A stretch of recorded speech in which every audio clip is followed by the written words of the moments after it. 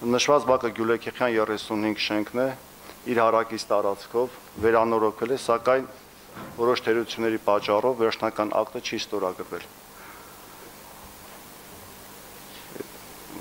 Հիմնական խնդիրը ստեղ նայել եմ, կապված է հռետինե ծածկույթի հետ որոշ չափով վերանորոգում կատարեն եւ նստարանների հետ։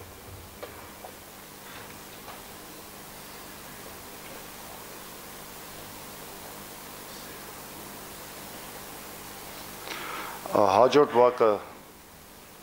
Մանավանդ 15 շենքի հարակից տարածքն է։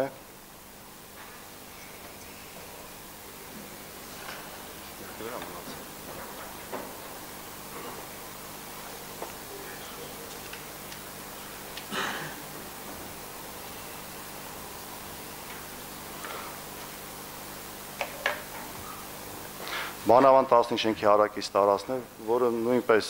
որոշ թերությունների պատճառով ակտը չի ստորագրվել, սակայն աշխատանքները իրանց բանով ավարտվել է։ Այնտեղ կապված է սալիկապատման եզրաքարերի, որոնք նորից եւ կոտրված կառուսել կա, վերափոխումներից հետո նոր ակտը կստորագրվի։ Այո, Սևոյան, ես մի բան նկատեցի, ռետինե հատակ այդ բանավանում մենք շատ վաղուց այլևս մեծ կտորներով այդ ռետիններից չենք անում, խնդրում եմ ձեր ուշադրության կենտրոնում կպահեք։ Նախագծերում նման բան չենք ընդունում։ Հաջորդը Բադալ Մուրադյան 4 շենքի հարակից տարածքն է, որտեղ իրականացնում են ֆուտբոլի դաշտի եւ խաղահրապարակների հիմնադրման աշխատանքներ։